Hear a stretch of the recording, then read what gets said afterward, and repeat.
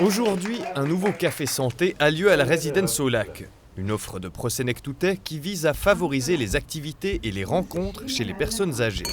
Avant l'événement, Elisabeth Gaugler et Catherine Mestret dînent ensemble à la résidence au lac. Comme Elisabeth Gaugler, Catherine Mestret a vécu une expérience de solitude profonde.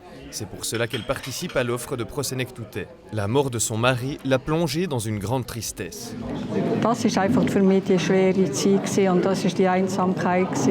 C'était pour moi le moment difficile et le moment de solitude. Là, j'ai dit, bon, tu bouges un peu et tu fais quelque chose. Alors, je me suis inscrite dans différentes associations. Je suis allée faire de la gym. C'était toujours très amusant.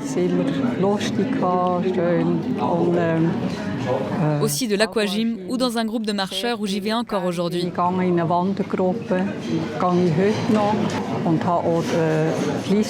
J'ai aussi rencontré Elisabeth, avec qui j'ai encore contact maintenant. Ce sont de beaux moments.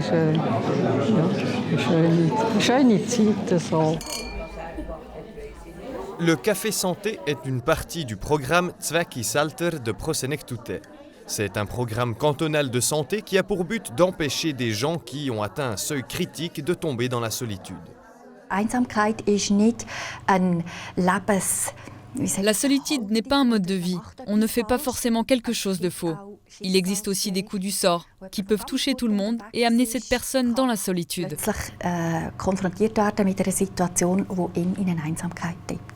On fait la différence entre la solitude volontaire et la solitude involontaire.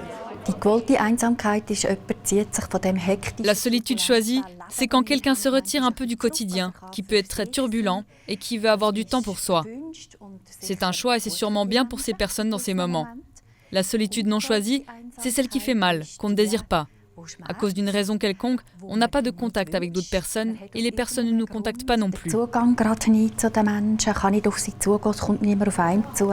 Comment peut-on remarquer si quelqu'un est esseulé ou pas ? Les symptômes de la solitude sont aussi vastes que le nombre de personnalités. Ça peut être de la tristesse, de l'anxiété. Alors on se retire, on est à fleur de peau, on n'a plus confiance en soi. En hiver, 6 cafés sont organisés. La première partie de cet après-midi est consacrée à un café-récit. Les participants sont invités à partir d'images et de textes et à réfléchir sur la thématique « Être chez soi ». Ils veulent manger quelque chose. Ce ne sont pas mes chats, je ne sais pas à qui ils appartiennent, mais ils sont là. Ils sont assis ici et regardent dehors comme s'ils surveillaient la maison. C'est beau.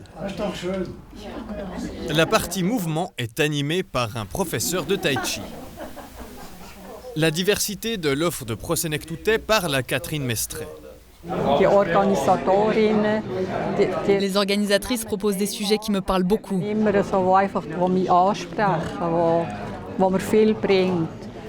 Le prochain café santé à la résidence au lac aura lieu le 8 mars.